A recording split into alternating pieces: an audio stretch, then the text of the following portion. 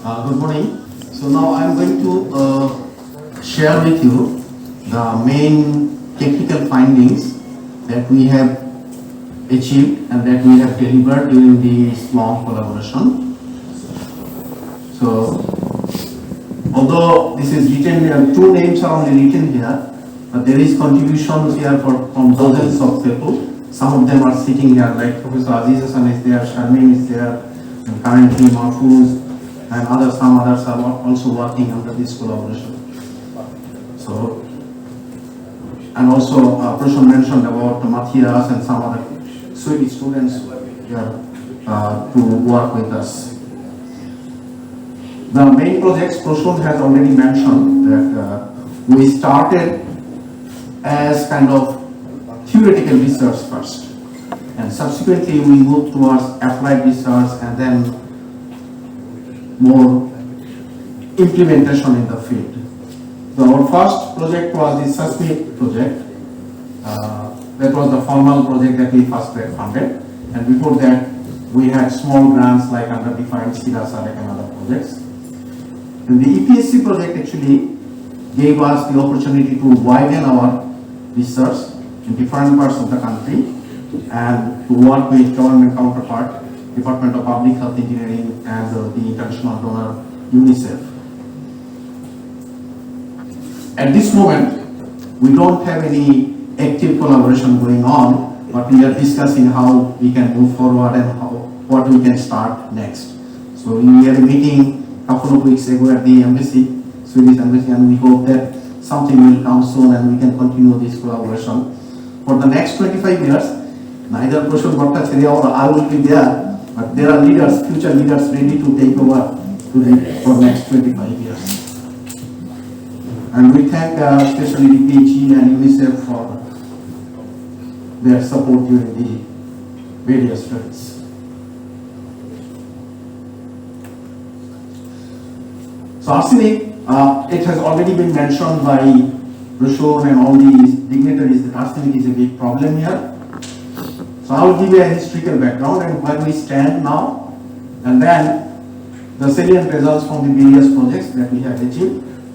And our Honorable Vice Chancellor mentioned about the research which can benefit the people.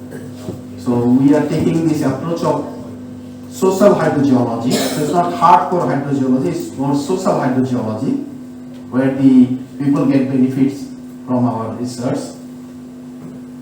And arsenic is one part of the problem. We depend heavily on groundwater in Bangladesh. So it has to be part of overall groundwater management. And now we are moving towards that. We are working with DPHE and UNICEF towards that and other agencies with that.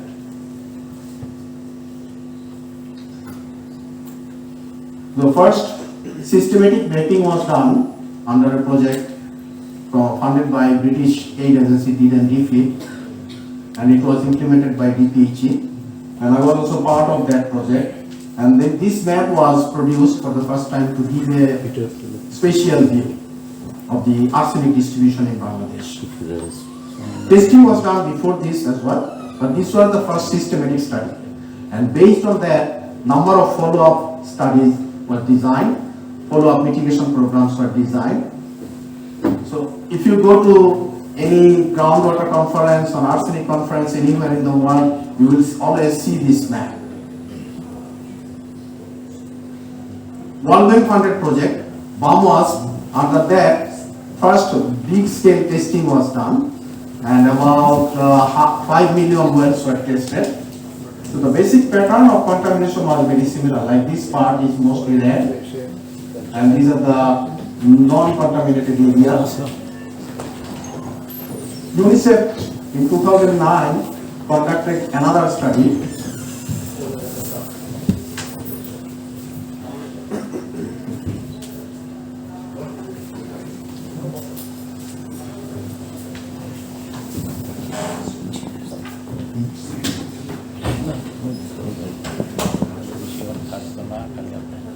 And the mixed data of 2019, that we analyze those data. So this is the trend of exposure reduction. Initially, more than 40 million people were exposed to arsenic level above 50 ppb, which is our national standard. And currently, up to 2019, 27.5 million people are exposed to 50 ppb level. So it's a big number. 17.5 million people are exposed to the 10 ppb, 50 ppb level, and 27.5 million were exposed to the 10 ppb level. So 10 ppb level portion mentioned about this change of the standard. In most of the countries have moved to this new value of 10 ppb.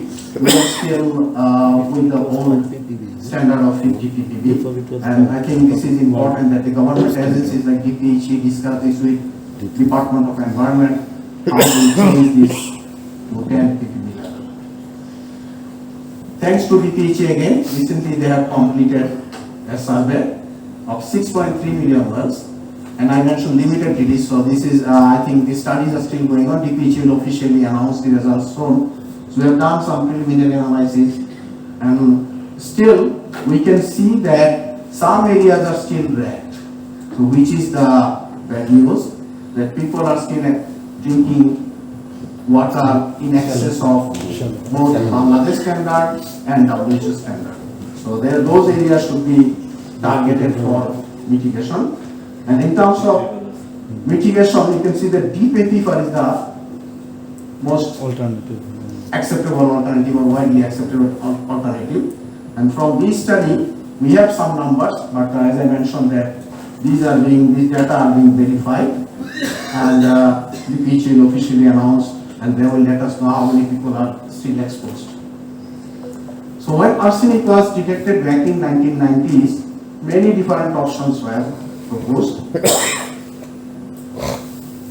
Groundwater based, non-groundwater based. There was debate like whether we use groundwater at all, we go back to surface water. These kind of debates were there initially. Eventually, it was found that groundwater based options were the most suitable option, and particularly in the southern part, in the contaminated area, integral was the best option to provide. We talk about access to safe water, and this is one of the SDG 6 targets, that all people should have access to safely managed drinking water, and this is where we are lagging behind. So our basic coverage is very good. Almost 99% of the population have access to improved water sources. When we take consideration of other facts like access or year-round availability, arsenic and microbiological contamination, it comes down to 43%. There are some, I think the recent GMP, Cypher may correct me, what is the recent GMP number? 59. 59. So it has improved a bit. So that's a good trend, but our main message is that 2030 is not very far, and it would not be possible to achieve that goal if we move at current pace. And that's why our action has to be accelerated 4 or 5 times, and DPHE I think is working in that direction. So Cypher will be able to participate in the discussion in the later part. So let's talk about the history of this collaboration. When we started this collaboration, both Kushal and I was younger. We had lot more hair and black hair. And we have, both of us have grown old. So this is the oldest picture I could find. And our first joint publication came out in 2002. I forgot about this. Kushal just reminded me that the first publication came out in 2002. But the two are like the specific paper on Bangladesh that came out in 2004. And so far it has now about 832 citations. So this is one of the earliest papers that we published about arsenic in Bangladesh.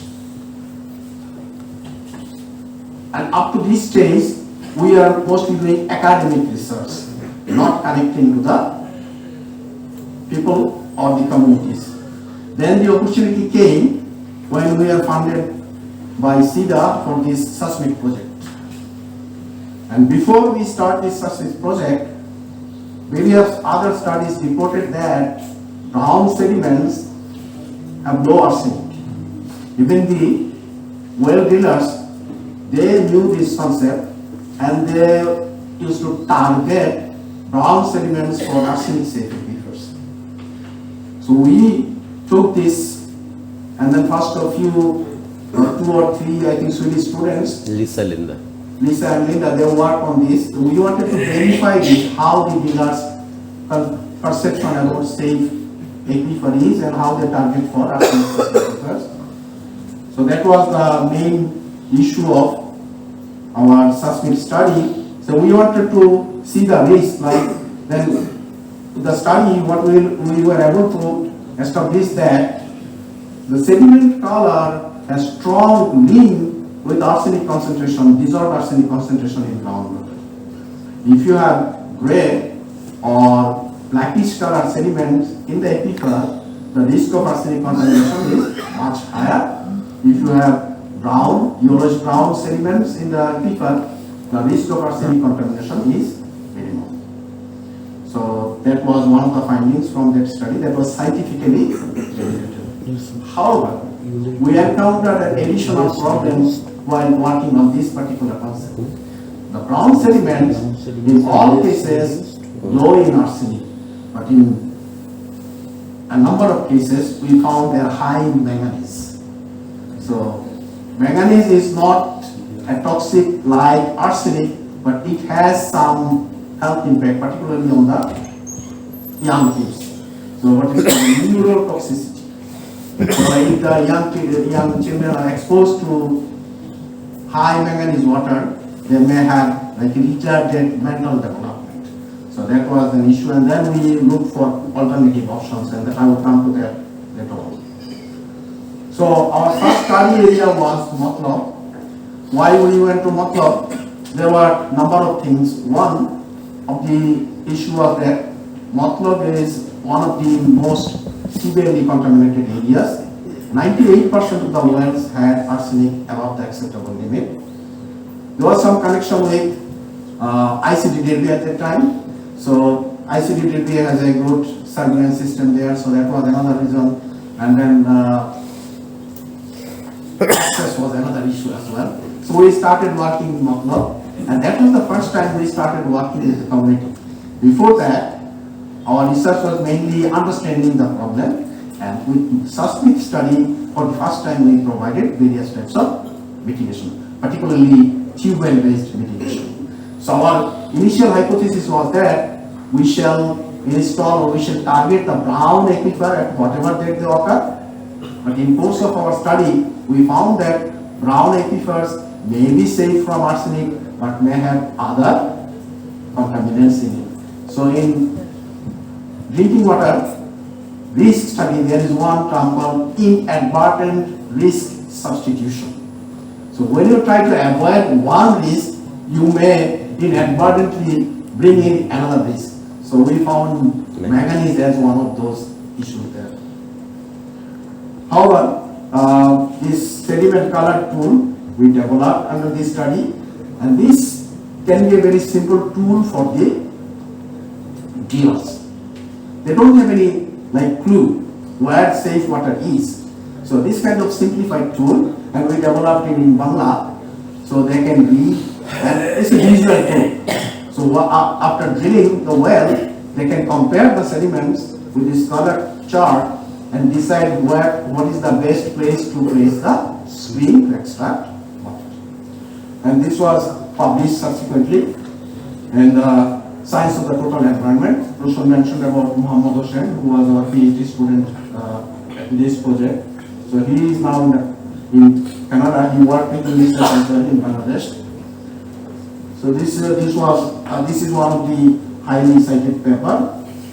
I mentioned about our initial concept of targeting brown aquifers only, and in the process we encountered manganese. Then we found another solution. There is a common saying that every crisis brings an opportunity. So when we are struggling, we cannot provide if we provide only arsenic safe water, but if they have high manganese, this is not safe to. So what could be the alternative? When we started exploring, like how many aquifers are there? I have already mentioned about the concept of deep tubers. So the shallow tables are within first 100 meter, and then you go to a depth like 150 or 200 meter, 300 meter. What is in between that 100 and 200? Nobody actually looked at that aquifer. We, for the first time, systematically looked into that aquifer, and we named that intermediate aquifer. So in our drinking water sector, there are two terminologies which are very popular: STW and DTW. Then we introduced a new term, IDTW, intermediate deep tubule, and we published a paper on that. And this is the intermediate deep aquifers we can target. And what we have demonstrated from our study, that in most cases, this is arsenic safe, only 1% arsenic that we found in Matlab, and also about 90% of the intermediate deep aquifer was safe from manganese. So we changed our initial concept of targeting only brown aquifer to going to the intermediate aquifer for providing safe water. So safe means not only arsenic, safe from arsenic, not only safe from manganese, not only safe from microbes, it is to be safe from all organisms. So this is how we improve access of safe water in Matlab area. Then there was a quiet period. We continued our collaboration more on the academic front. Then came this new opportunity of, again funded by Swedish SIDA. This time we had the opportunity to work with UNICEF and DPHE. I'm happy that colleagues from DPHE and UNICEF are here. So this has been a collaboration that we have been trying to extend this idea of this sediment color, link of this sediment color and arsenic contamination intermediate deep aquifer to other parts of the country. We all know that there are a lot of hydrogeological or geological variability in Bangladesh. So we don't expect that the subsurface geology will be similar everywhere. So we try to understand where this seismic principle is applicable and where it is not applicable. So we expanded to different parts of the country. We started with 3 areas, one in the coastal area in Ashashuni, another one in Daudkandi, and another one was in Balaganj or in Goendak. So we went to 3 different geological provinces having different kind of arsenic issues. So this time we also unified a concept that UNICEF developed. They developed a concept called arsenic safe union or arsenic safe village, considering mostly on the surface criteria. So from this study, we brought in the subsurface criteria, like the subsurface conditions, how this can be brought in to provide arsenic safe water. So this arsenic safe union, and we call this arsenic safe plus concept. And based on that, this additional things that we did, apart from collaborating with UNICEF and DPHE in providing safe water, also we work with capacity enhancement. We work in enhanced management monitoring drillers in Bangladesh. We all know that in the rural area, all the wells are installed by the tubewell drillers, locally known as tubewell mystery. They don't have any institutional training, they don't have any knowledge of geology, they don't have any knowledge of hydrogeology, anything, but they are the key people who install all these wells. We thought that working with them and enhancing their capacity would help in increasing water safety in Bangladesh. So we worked with them, and eventually, if all can be linked and a digitized system can be developed for better management, people like Saifur Rahman and DPHE, they can make decisions how best the drinking water systems can be managed. So we started working on that, and Jahid started this. Subsequently, other students, former students of us worked in this project. So we conducted step-by-step survey in the 3 upazilas: situation analysis, drillers mapping, piezometer drilling, sediment characterization, and then integrating these with UNICEF's ongoing ASU project. So that gave us the opportunity to expand this concept of seismic to other areas, and also to install piezometers and other things. So in this case, we worked with the community, we worked with the drillers, we worked with local DPHE, we worked with NGOs, we worked with other agencies, and we conducted various geological, geophysical, hydrogeological investigation in mapping the aquifers, assessing the quality, and that's how we strengthen the capacity of local DPHE in providing safe water access. One thing that we did under this project, DPHE has very limited groundwater monitoring till now, but they have a plan to expand it nationally. So we are working with them how this can be done in a systematic way.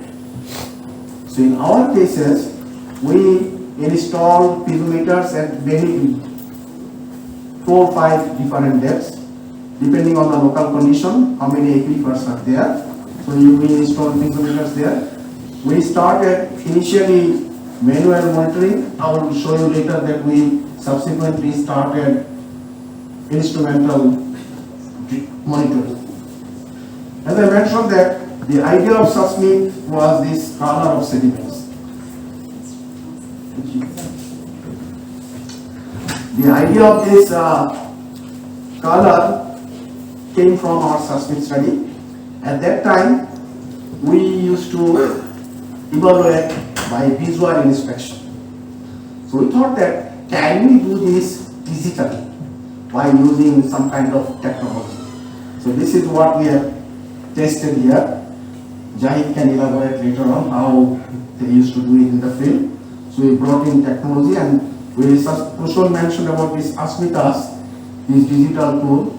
So instead of doing it manually, we can do it digitally as well, and that gives better opportunity for management. So then we came up with this kind of criteria, like if we, while selecting the site of a well, if we follow this criteria, then the chances of failure will be low. So by failure, I mean that the well could not have high arsenic or high manganese. So we have to combine these 2 aspects, hydrogeological aspects and social aspects, and this is what nowadays known as the concept of social hydrogeology. So researches are going on now how we, the hydrogeologists, can work with the social scientists and come out with this solution for targeting the communities. Digitization can also help here. Like in our project, in seismic project, we used to prepare map manually. The community used to draw maps manually, like on a large sheet of paper, they would place like where are the houses, where are the wells. This can be done easily using digital technology. And we are moving towards this sustainable groundwater management model. So what are the components of this model? So you have to map. So I have demonstrated that we have mapped using various different geological technology. Monitoring is important. Like there are variations in space and time. So if you don't monitor, then we cannot understand the magnitude of the changes. And some of these changes could be very significant in terms of water safety, water sustainability. So monitoring of quality and quantity is important. Modeling for predicting future. Like what would be the situation like 25, say, our dignitaries were telling that this collaboration should continue for another 24, 5 years. So someone can model like in a particular area, what will be the pressure on groundwater in 25 years from now, this kind of issues. So modeling is an important aspect, and currently Mahfouz is working with us on this particular area. So who will do this? Whose responsibility it is? So institution is very important, and that's why we are working with Department of Public Health Engineering. They are responsible for providing drinking water. So whenever we talk about drinking water, we always mean, even if we don't say safe drinking water, but whenever we say drinking water, it means that it has to be safe. So no agency can supply water which is not safe. So DPHE is mandated for that. So we are working with DPHE in strengthening their capacity. Recently we produced 2 documents. One is like how these drillers who are responsible for installing wells all over the country, how their capacity can be strengthened, how they can be brought under an umbrella. So what is called the drillers registration, certification and passbook mechanism. So we have provided some guidelines to DPHE, and DPHE would take it forward to implement at national level. So we have gave them a framework how this can be done. Another important move is like, as I mentioned, monitoring. So selecting monitoring point is also important.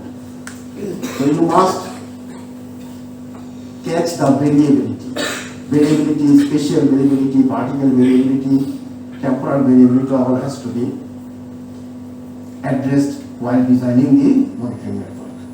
So we have prepared a manual for DPHE, how this can be done. So DPHE is now working on that. And one benefit that, as a byproduct that we have, like DPHE has a program to install monitoring network of each unit. So there are 5,000 units in Bangladesh. So while drilling this monitoring well, we will have data from 5,000 points, which can be used for mapping. Unfortunately, for like we have, how many wells there are? Saiful, 15 million? In country? In country? Yeah, 16 million. 16 million. So we have 16 million tube wells in the country. Okay. When it comes to record, even we cannot find 16,000. 1,600 is also difficult. So this, under this project, at least there will be like 5,000 authentic data at each union level. So from based on that, we can prepare like 2D, 3D geological maps. So this is an additional opportunity that will come. And for this, capacity building of DPH is also needed. At present capacity, they cannot do that, so that's why we've given them a framework. As I mentioned earlier, that a lot of people have worked, including the local drillers, our faculty, full-time faculty members, part-time. We hire full-time staff, most of them are like our former students, to install this monitoring network.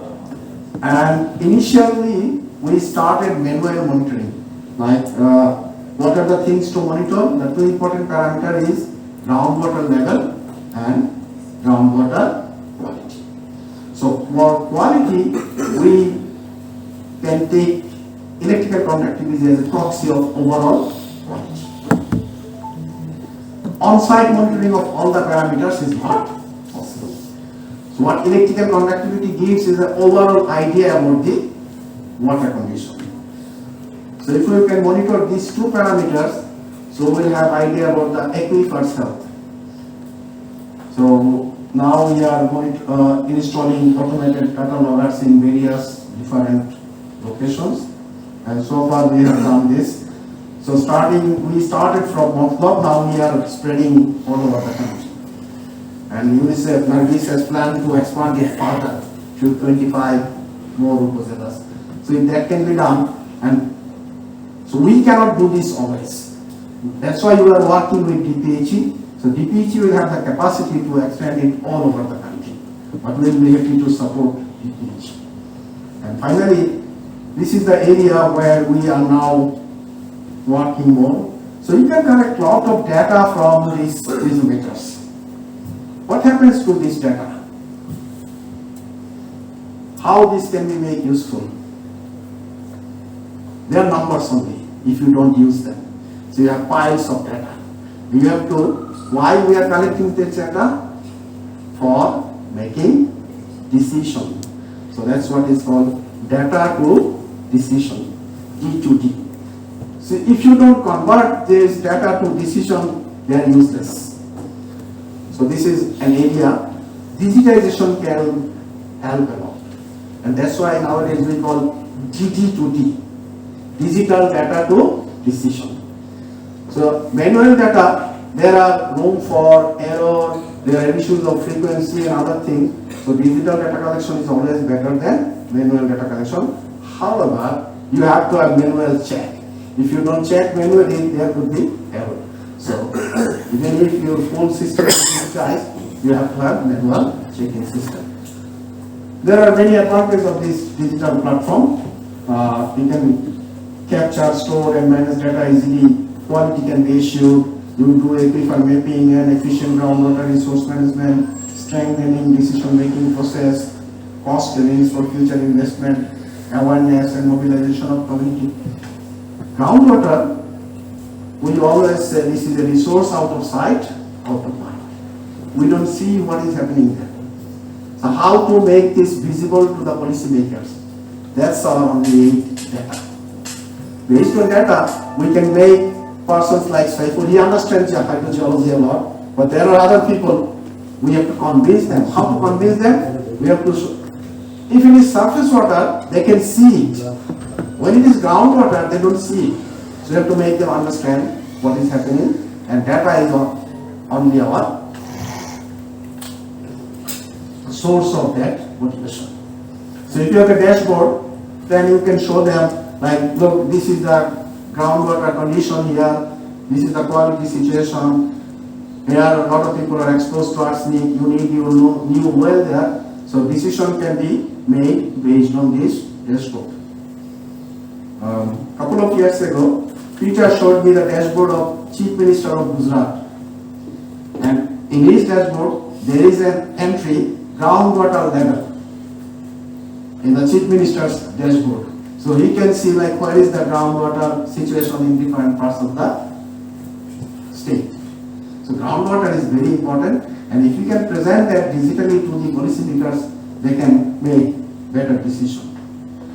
So in the long 25 years of journey, it's very difficult to conclude what we have done. We can claim many things, but a few points that I would like to make here, that we have conducted many studies, started with scientific studies, then we moved towards applied research and then implementing those research in the field. I think that was one of the best things of this project.